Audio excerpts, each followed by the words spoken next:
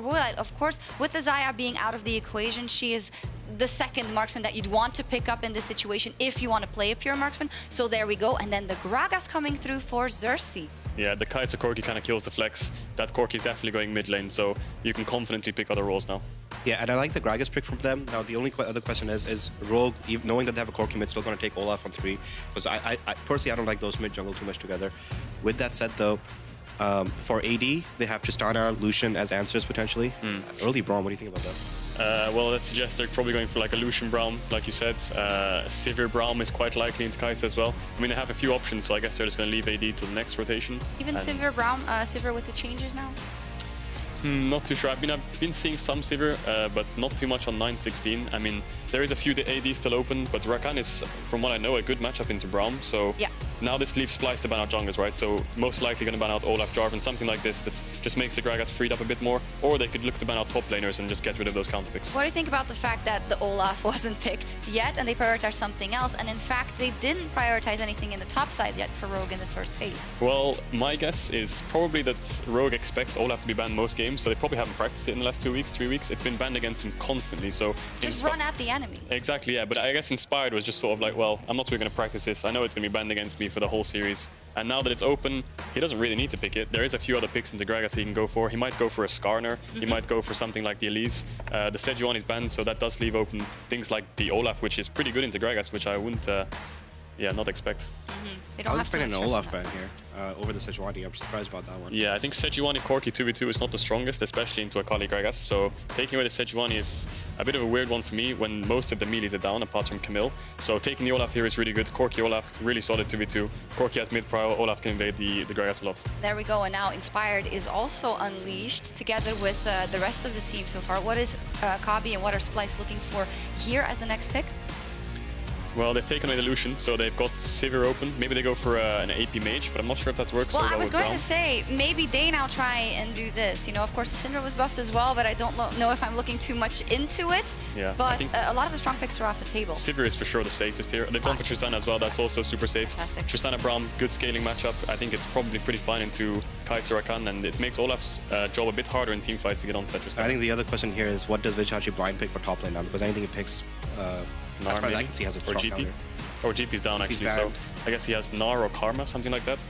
I wouldn't want to pick too much AP in the top side, because then you're triple AP into Corki, so it just makes his itemization And it's easy. such an important pick as well, knowing how the series has gone so far and what Rogue has done with not even investing too much in Finn. It's going to be the Gnar once again, and then we're going to look at the pick for Finn. So I wouldn't be too much of a fan of the Jace. I think something like Camille might be better, or something that can match Akali more on side, something just with more strength, but I guess Jace is pretty fine into Gnar. It's a good matchup. Maybe even Kennen is pretty good here, I think. Yeah, we're going to see his Kled. I was just going to say, yes, we are. Why didn't I say it a second earlier? I swear I had predicted. There we go. The Kled. What do we think of Finn on Kled? It is one of his magical picks, so to say. Yeah, it's his one trick since a long time ago. He's probably one of the best Kleds in EU, I think, for sure. And you can just look at this Rogue comp and it just, like, everyone's coming at you head on.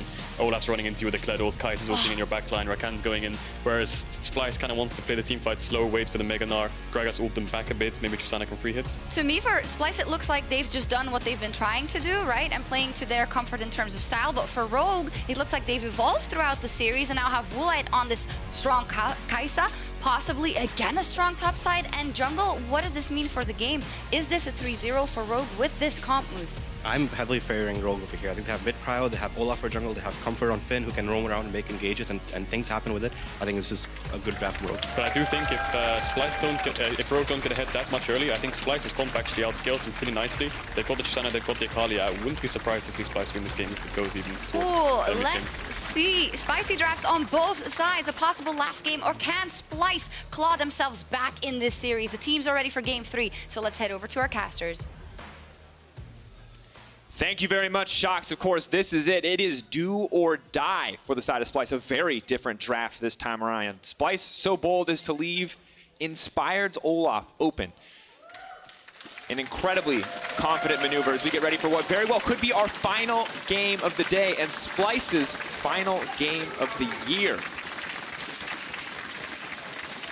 Can't read that one, but I'm going to assume it's a good one. And of course, just incredible performance thus far from Rogue. No surprise to see them now kind of perceived as the favorites of this series.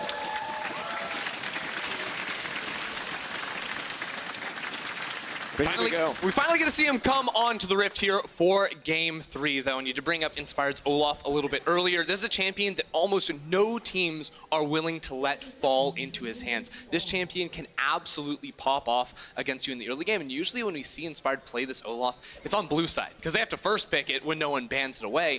A game like this, they're able to pick it up. But one thing you'll see Inspired do a lot is play inside the enemy jungle and play to attack the enemy jungler on his camps, to steal them away. And one thing you're going to try to see a lot from him when on red side is to invade the enemy Raptor camp. Now this is probably going to be on the second respawn of it, so think around 4 minutes 30 seconds, 5 minutes into the game, depending on Xerxe's early game pathing. But as we heard on the desk, with a mid laner like the Corki that can have priority in the early game, expect to see Inspired getting up to some business inside the enemy jungle early on. Which is why the Braum Tristana is so interesting coming out of Kobbe and Norskeren, because I agree with you. It's usually about how we're going to use that priority for Rogue in that mid lane to allow Inspired to just really attack Xerxe's jungle. But Kobbe on this Tristana and Norskeren on the Braum actually have a lot of 2v2 potential and a lot of all-in potential onto a Kaisa and a Rakan. And that's sort of why I like seeing Xerxe starting up on his top side of the map too, because you think level 2, there's going to be kill threat if you bring a jungler around to this bottom lane for Splyce because of that combo as you mentioned. So eyes on Xerxe, even though typically he waits to level 6 to farm up and then make his plays, he does have room to make some moves earlier. And we've seen explosive early games from Xerxe. Just because he plays one way most of the time doesn't mean that he can't show us more this time around. And feels like it would be very needed, a very needed change of pace for Splyce. But we also heard from the analyst desk that Rogue need to find something here in the early game, because the later you go, the less a champion like Olaf is going to mean, and eventually Splyce's team comp with the picks like a Tristana, the Akali, the engage/disengage power of a Gragas will outscale. Yeah, now one other reason why we do see Olaf's play inside the enemy jungle a lot is because his early clear is so fast. So he's already finished with Wolves while Xerxe is still going to be on that camp. So when he full clears his jungle, he actually has about 30 seconds or 45 seconds where he doesn't have to do anything on the map. Doesn't have to, farm any camps. Those haven't quite spawned just yet. So expect to see Inspired after he full clears his topside jungle to maybe reset, try to put some vision down in the enemy side of the map to give protection for Woolite and Vander. Now, of course, priority in the mid lane, which is going to make his life that much easier. See where he goes with that reset once he gets an item under his belt, how exactly he wants to play the rest of this one out. In the meantime, Finn very much struggling towards the top side of the map. The range advantage Vizicsacsi holds on to early will make this one difficult. Now, last time Finn was able to play this Kled up into Vizicsacsi, it was against a GP, but Finn had a very rough time. He and Inspire were not able to get anything done. The question is, will this time be different? Because so far in the series, with the Aatrox in his hands, Finn has been one of the most impactful Rogue members, but can the Kled be the same level of impact? It's still really hard to put a Kled down because he has so many tools to turn things around with the Kled there. Excuse me, Kled. Scarl there, his ability to hop on and off. So even if he's pushed under his tower, it's still very dangerous to dive Finn and dive at Kled. So even though there wasn't a kill up in the top lane, Vizicsacsi's laning phase just ended effectively. Inspired started with the sweeper, so he walks in, he clears the vision. Now with the lane frozen on Chachi's side of the map, or on Finn's side of the map rather, Chachi can't TP back in the lane. He has to walk because the threat of a jungle gank is way too real. Then that just means he's going to sit here and CS up, make up for the difference that he suffered earlier on in the game. So well played by the side of Inspired. And of course, the vicious strikes coming in from the Kled and the healing reduction as well makes it very difficult for Vizicsacsi to survive these all-ins in mini Gnar. So top lane not as bad as I made it out to be. There's a lot of ranged minions on Finn's side, so the wave is going to push back in towards Chachi. Finn just going to have the level lead for the time being. Yeah, and it's very important then that Chachi's able to survive this initial crash, as those 3 waves will connect into his tower. So there is the potential that before this crashes in, although small window since Inspired is bot side, that normally you could be dove at this point in the map. But we see the Olaf, he's bot, he's starting to path towards top lane, but he's not going to be here in time just for this crash. I'm thinking Inspired wants to play inside of Xerxe's topside jungle now. He thinks he knows the Gragas should have started on the top side of the map. There's no camps for Inspired to be going now other than his bot side. So him being on this side of the map is unexpected at the moment. So he either needs to cash in on some pressure in the top lane or get inside of Xerxe's jungle and try to fight him. He's on his way, Ender. Of course, proccing the Blast Guard, the Scribe's Bloom as well, will give away a little bit of information to the side of Splyce. Xerxe feeling quite comfortable so far in the early game, actually ahead 1 camp over Inspired, it looks like. So all things considered, not quite the immediate early game impact we may have expected, and Xerxe just going to clear out a bit of this vision. I mean, it's not translating into Inspired picking up kills or dueling a lot, but it is translating into Inspired constantly getting vision and tracking Xerxe. Xerxe has been tracked by Rogue the entire time, and that means that Larssen is playing with perfect information, and you are starting to see, again, Larssen take advantage of a range versus melee matchup matchup in his CS. But I actually just think Xerxe won out a lot here. He's actually on Inspired's Raptor camp right now when you're thinking Inspired needs to make that play. So even though Inspired is going to walk over and make a response play in his own, we were thinking Inspired is going to try to accelerate in terms of jungle experience, was trying to take this and also cash in on his own Raptor. So instead of that, it's actually just Xerxe staying even. And if Gragas and Olaf hit level 6, Gragas is going to be happy that Olaf hasn't done anything yet. Definitely. Once again, expecting this to be the Uts, but Vizicsacsi needs to be careful. Finn still has a flash up and available, waiting. Of course, a slowed down Finn means that he's not going to flash forward, knowing Vizicsacsi will just flash in response. And this is one of the really dangerous things when you face a Kled, his ability to chase you when the wave gets frozen on the side. Because of Bear Trap on a rope and his ability to joust through and get on top of you, it's really devastating for Chachi to have the wave frozen on that side, and that's what you were talking about, Inder. This is when it gets really hard for Chachi to lane. Yeah, he's definitely going to need some vision here, especially with Inspired probably coming up towards the top side of the map very soon. Now, one thing I was thinking was, Finn, if he knows Inspired is going to play through his lane in the next few minutes, you take that flash for flash trade. You know Chachi is likely going to be pushing. If he doesn't have the flash, that's easy kills. Here we go. Here comes the charge. Vizicsacsi caught up. Bear Trap on a rope will connect, but will not proc again. So just trying to get a bit of pressure here on the top side. This is exactly what Finn wants, though, because now Inspired has a 5-minute window where you can come back top lane and punish this Gnar. Now if Chachi is ever pushing up, he must demand jungle attention to help him push the wave in. And this is actually kind of a Inception type of move here. One of the things that Olaf is really good at is he's good at taking dragons by himself. And you can see where Xerxe is pathing. He's underneath Chachi. Chachi needs resources and safety net underneath him. And Inspired, recognizing that the jungler is probably topside, is able to use Olaf's ability to solo the dragon and take Infernal. And Finn, in the meantime, demounted, forced to use his own flash. So Splyce are able to match flash for flash, but as you mentioned, that Inception play, that knowledge, kind of forcing Xerxe to choose means the Rogue get the better end of both. Trading flashes on the top side and getting Infernal Drake in the meantime. Inspired's pathing also fairly unintuitive there. Xerxe usually a jungler that's very good at reading his opponents, but Inspired is just sacrificing jungle camps to make plays on other sides of the map where he does have tempo. But we are doubling down. Humanoid now has priority in mid lane. He has cheated up towards this top side. Finn, no flash, no TP. 1 versus 3. What you got? TP on the way and TP being responded to. Finn can get demounted. We'll have an opportunity, but Splyce just forced to pull away. They've already burned their TP. Kobbe now forced to commit onto the top side. But here's the thing. Woolite doesn't mind being up here. We've successfully taken a very early dragon. Yes, the Rift Herald isn't up, but you can make a swap like this and not lose anything because you don't lose numbers advantage over the monster objective since it's dead bot.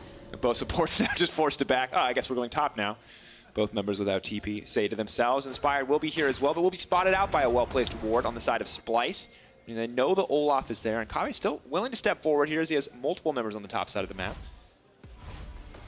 Now checking in though, of course, Corki with the package up and available will be a threat, something that Splyce definitely need to respect here. That's what we were sort of waiting for, because with all teleports down, with only flashes being blown on the top laners, you look around the map, it's like, well, it's hard to really force a play anywhere. But now that Rogue know they're going to have priority over mid lane, they're going to have that quick global pressure of a Larssen. You actually generate a lot more control over these two side lanes, especially where Inspired is on the map, because if you can freeze this wave in front of your tower, Norskeren and Kobbe can't actually farm. And I actually think that Woolite clearing away those minions may be a mistake, but they do see that duo on top of the ward. Have to be careful here. But of course, it's really Splyce who has to be careful. Woolite just kind of wait and bait, and I think they've realized that they're now on a ward. Okay. It was the ultimate mind game, because they wanted to push. Inspired is on a ward. Wait. They're just taking turns. Hold on, look at where Larssen is on the minimap. He's cheating towards Finn.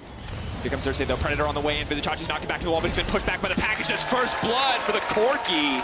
And this is the thing, it's constantly Splyce thinking that they know what Rogue is going to do. They were absorbing the pressure top lane, they were going to stall out Inspired's time, but it's not Inspired that takes the right turn. This time around, it's Larssen, and Larssen doesn't use the package to join up on the play topside. He instead turns it bottom and picks up another assist for Finn. And this is, I think, the thing that's impressed me most about Rogue throughout this series, is that they are playing the full map right there. And yes, there is inherent risk to that, to splitting up your pressure onto two polar opposite sides of the map, but ultimately, you have Larssen with the package, you know Akali cannot respond, and with that knockback too, like, what can this flashless Gnar actually do? It goes back 3 minutes to when Finn was able to burn Chachi's flash in that 1v1. In a situation like that, Rogue did a good job by having wards placed on that that pathway down to get the Corki there with the control ward, but where was Humanoid calling the miss on his lane opponent? He was farming mid lane.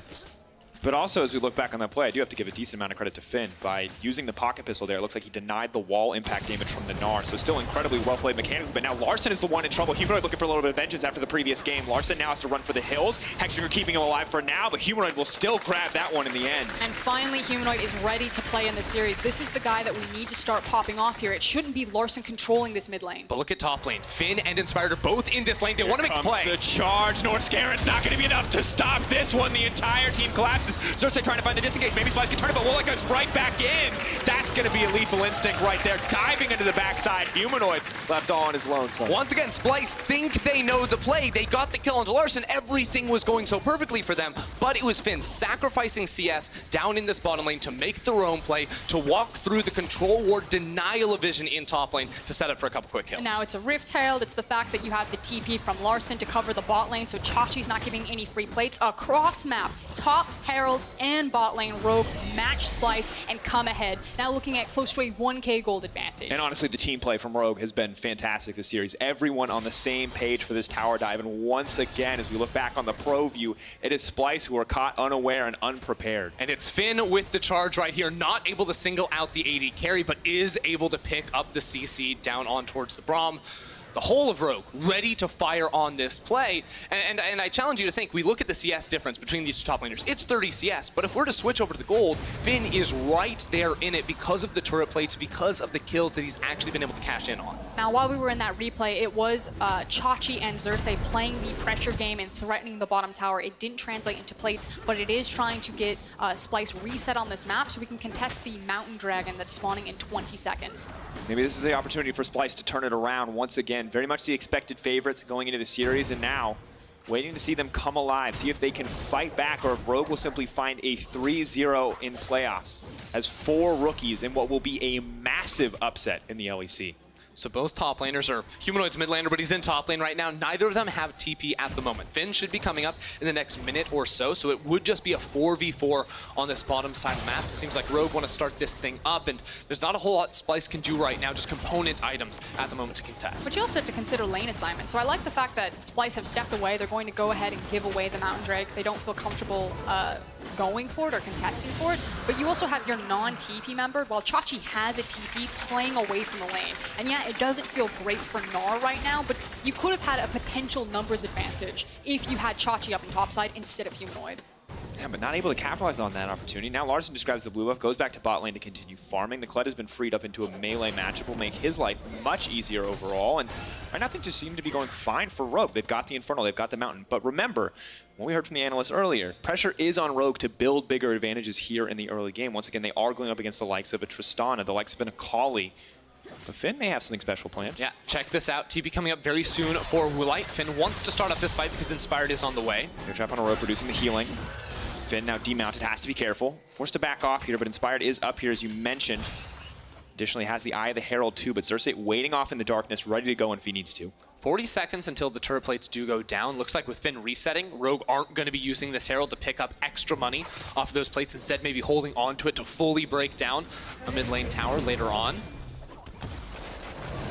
Now clearing it out. Larssen, though, with the package, we'll see if he is able to use this to make any greater plays. For now, it seems like Rogue are pretty content farming. Something you pointed out in the previous game, Froskurinn, is kind of waiting for these item spikes before you go for anything bigger, more aggressive. You can see a lot of champions between items are not quite yet to those first major items. Which is why I agree with Andrew's assessment that it feels like Herald's probably going to be played for the mid lane, and that means to be successful, you need to have a numbers advantage there, so you don't just place the Herald, not get a plate gank, and not get a plate gank, and are able to actually have the numbers to push it down. Speaking of numbers, right now Rogue brought 4 members into the mid lane, trying to rotate this all the way up top side. You'll notice that when Humanoid went for the reset, Finn fully pushed out this wave, so they do have a lot of pressure around that side of the map. That could actually make them pick if they feel that, again, they just catch Splyce off guard where they're not in position, that you use the Herald now instead into the top lane, because that's what you're looking for. You actually need this Herald to kill a tower and not just get the gold off of the plates there. So you needed to make sure that Splyce didn't have numbers behind it to immediately clear it out. And the reason why they only commit the Herald top lane is so that they can get all the rest of their team back into mid so they don't end up trading towers. The Herald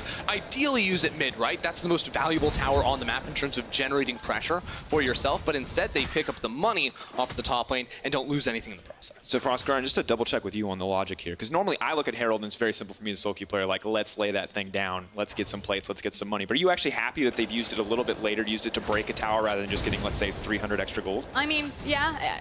Ultimately, if you can get some of that solo gold onto a champion like Corki and kind of springboard into his Trinity Force, that feels good. But I like the reaction from Rogue. It felt like they went to formation to use it mid lane to shove that tower down, but as soon as Splyce showed up, they're like, pivot, and they immediately ran it top. Because at that point in the game, the only thing you want from Herald is to actually kill a tower. Once again, that kind of adaptability is not something you expect from a team that is, for the most part, rookies. And summer regular season, goal difference 15, you can see very difficult regular season stats normally, but of course across this game, they've been just dominating. And here, 2K up in the early game, it feels like things are getting better and better outside of where they were matched in game 2. I mean, the primary takeaway from this best of 5 is this is not Rogue cheesing their way through a best of 5. It had the Gnar and Yuumi, but this is Rogue playing very good, fundamental League of Legends. This is showing how intelligent Rogue are as a team, and they should be celebrated for that. And Rogue continuing to go on the offense too. Now bringing 5 people to barrel down mid lane, they can zone Splyce away from this tower, knock this thing out, just coming immediately off of a reset. Splyce are slow to react. They use the Kled charge in, not to actually initiate a fight, but just to zone Splyce away from the tower, and now they can fan out onto the map, pick up those side lane towers, and deny Splyce from getting much more. And now Splyce are trying to respond, however, looking to break down this bottom tier 1 tower. Corki's on the way to pick up the farm. They know they're a little bit too late. Humanoid will get one back in return, but if we check on the top side, Vizicsacsi, the other member that we have to keep our eyes on. Gnar on the way. He's not going to have that range anymore. Well, it has to be careful here, but Vizicsacsi definitely has to respect the potential for Rakan. He's still going to stay on the top side of the map, so Splyce at least getting something back, even if they do lose the most valuable tower in the mid lane. Chachi is really trying his luck here. I think he has a sneaking suspicion that Rogue have probably sent up multiple members. He's going to finally disengage, but an overextension would have surely meant Chachi's death. With 40 seconds on the Mountain Drake before that does respawn, you're going to see the dual lane of Rogue reset. Now Path immediately back for this objective. Inspired 2 should look to get back to base, pick up himself a Black Cleaver. Not quite enough gold for that, but definitely refresh his HP and get ready for a fight, because this team feels really strong right now. Trinity Force on Larssen. The rest of the team is geared up and ready to go. Yeah, and it's kind of across the board as well for Splyce. Everyone's got their initial items coming in, so I agree. It's going to be who gets here first, who takes vision control, but both teams should feel fairly confident that they can put up a fight here.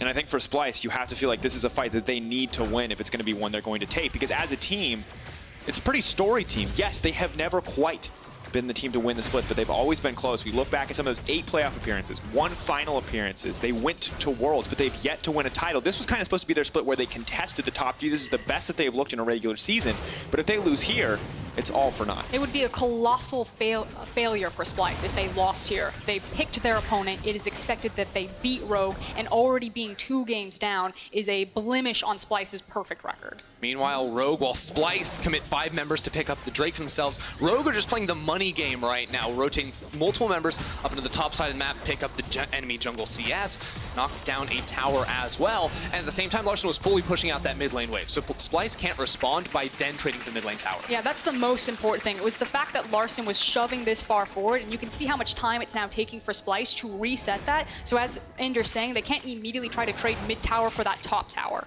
No, but you see panic pings coming out. Looks like Splyce have spotted out a death brush, and in the meantime, they will be taking the enemy blue buff. So able to get a decent amount back here. And overall, the gold, only 900 in the favor of Rogue. So what felt like a pretty commanding sort of Rogue early game with this Olaf and the Kled, actually not amounting to too great an advantage at this stage of the game. And now we need to go back to what the desk was talking about with Cadriel and Moosby, that they felt that Splyce had a lot of scaling options, that they would be able to outplay a late game. So far, Splyce have done a good job. They've slowed down the bleeding. They are trading objectives, even though it feels like Rogue are trading more up on terms of control of the map. They've constantly had Humanoid out to the side lane, level 13 to Larssen's level 11. They are slowly siphoning more gold, more experience, and more leverage onto this hyper carry Akali. Now, to put a finger on how Splyce actually want to take on these late game team fights, they have a lot of good tools, right? The long range of Tristana going to outrange everyone on the side of Rogue, but I think their team fights are about displacing the enemy, about using the Gragas cask not to initiate, but to punch away the Kaisa and the Corki while you deal with the Rogue frontline.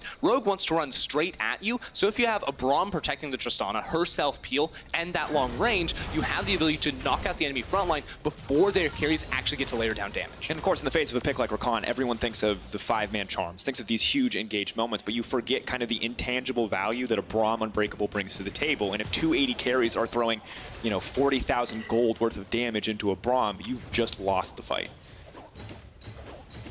I'll just get knocked away by that Tristana. Vander not going to have the easiest of times here unless he can approach from the fog or get some CC, something like that down on towards Kobbe. But the way the game's going right now, Rogue feel very good about themselves. Now with the Baron spawning up as well, these teams can be less focused on the side lane down here. Finn still trading very aggressively, but it's not about creating these collapse plays towards them. It's about controlling mid lane and then controlling the top river. Yeah, because at this point, this is what we're playing for, is this tower. And what you're going to constantly see is that Xerxe is going to always cheat down, try to threaten this mid lane tower, and we're going to bounce waves back and forth, play kind of ping pong over who has mid lane priority and whose side lane gets potential to roam. Finn needs to be careful, but now a TP's been burned. Humanoid can't just walk away from this one, use the second stack of the ultimate. It does force Larssen to TP out. Oh, it looked like there was going to maybe be a fight right there. Xerxe seeing the TP come out from Larssen. That could have been a quick 4v3 fight in the favor of Splyce.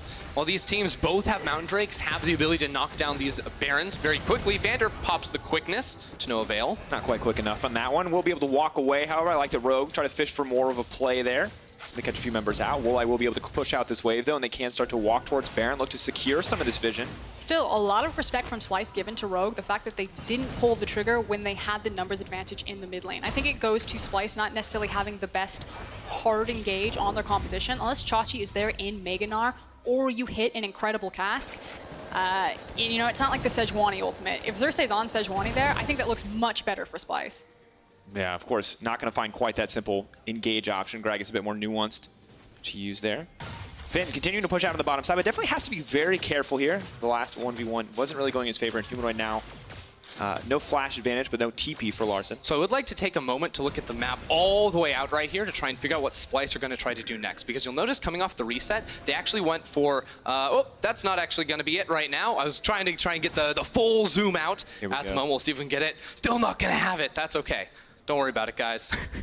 Rogue grouping up around this middle lane. It's because they know there's a fight. I'm used to you disappointing me. It's fine. That's like our solo queue games. You tell me you're going to win something, it just doesn't happen. It's fine. I baited everybody. It's okay, because Rogue are grouping up and taking control of the mid lane. And ultimately, like Baron setups, I feel like we've talked about them a decent number of times, and it feels right now like this is that push back and forth. The push, the pull, both teams vying for control. But I'm wondering if Rogue are just going to try to break that wide open.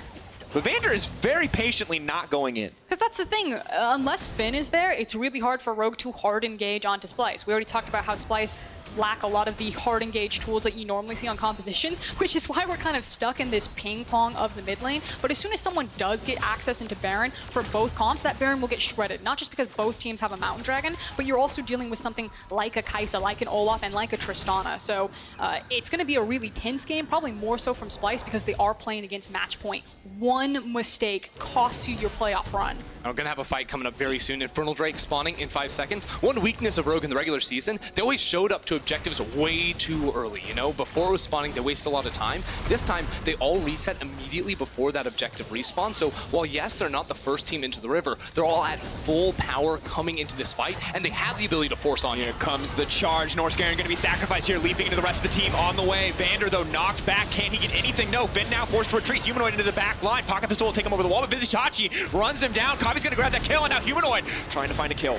Will he step forward for more? Xerxe walking in, both sides gonna walk away. Scathed though, a lot of hurt members. Rogue just had to overforce into that fight. Once you go in with Kled, you cannot go out. And they got caught in this very tight funnel of a corridor with Humanoid coming in from behind. It meant that Rogue actually couldn't get their backline in there to deal the DPS. And this is what we were waiting for. We needed a pick to go down, someone to lose numbers so we could eventually start winning out on this mid lane. Now, there is going to be a big reset moment here. Splyce have committed to taking the mid tower, trying to stagger their backs as well as the Infernal, and immediately you see Rogue sprinting towards the Baron. That's because they're first on the map, they have the numbers advantage here, and I'm just curious how bold they're feeling. Splyce know that this is a potential, they need to guard this Baron. Vander finds the knockup. Shuriken Flip is there. Humanoid though now in trouble to shut down. This could be it. Humanoid may have just cost his team the game. Yeah, you can see they immediately want to go for Baron. The TP comes in, Finn not wasting any time, wants to start this up. He does not have the charge to start off the fight. Large initiation cooldowns down as well. No quickness for Vander. It's a 5v4 without their spells. Vizicsacsi, this is his time to shine. Gnar is on the way. He leaps in, he finds 3!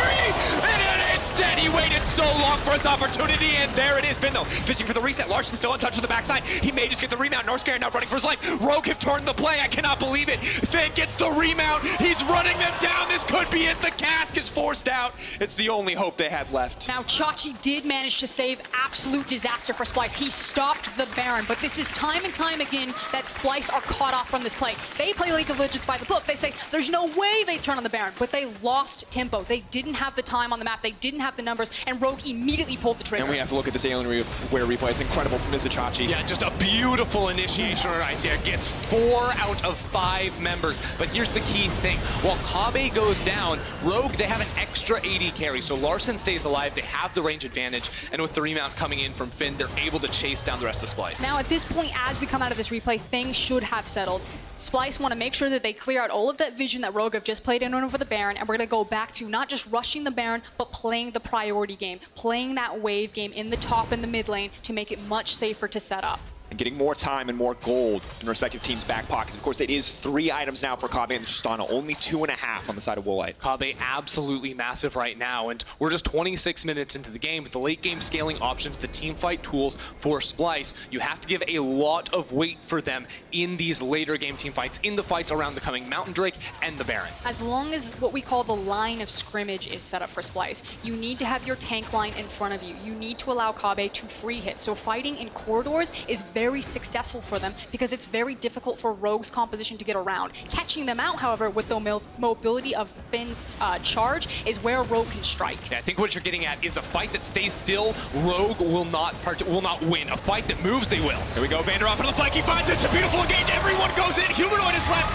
holding his head in his hands, he doesn't even get to participate, the Akali is useless, Woolite takes down Kobbe, and Humanoid dies in the end. Rogue have destroyed Splyce. Rogue take 5 without losing a single member. They don't even care about the Baron buff. They're just going to charge it down this mid lane. They're going to be able to take a lot. They are massive death timers. 20 on Kobbe, 14 on Norskeren. Rogue are going to do as much damage as possible before Splyce get up.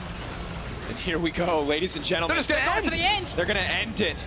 Not just a 2-0, not just a win, but here we go, defying all expectations. The legacy of European rookies is alive and well with Rogue. They destroy Splyce. They secure top 4.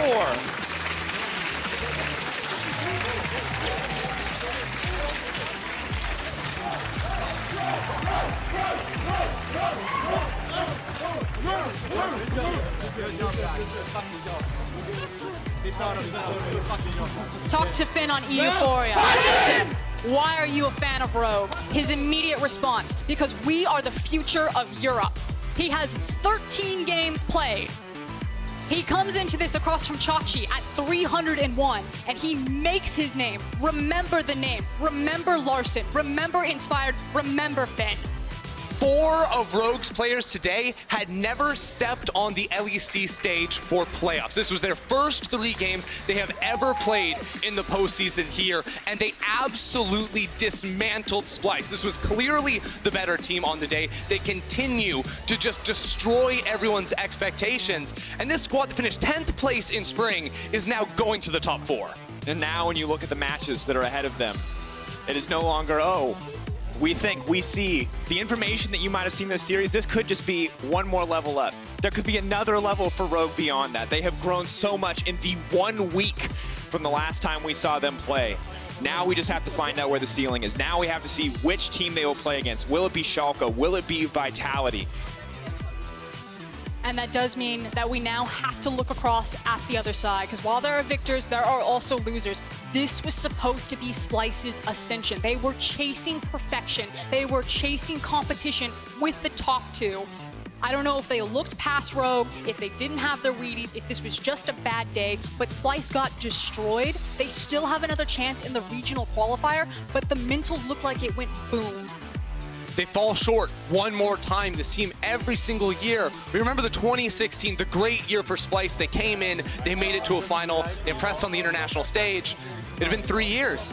They built this team around Kobbe. This team was supposed to go the distance, and to get cut down by a rookie squad here is just a huge, gut-wrenching moment for their fans. And I'm just honestly, once again, in awe at the coordination that we saw from Rogue as a squad, the faith that these guys had in each other. That final engage was such a thing of beauty, where you see Rakan waiting off to the side, you have the Kled ready to go in, and I feel so bad for Humanoid in that instance, because he is standing miles away from the team fight, watching 3 incredibly mobile champions dive his backline while he can do nothing about it.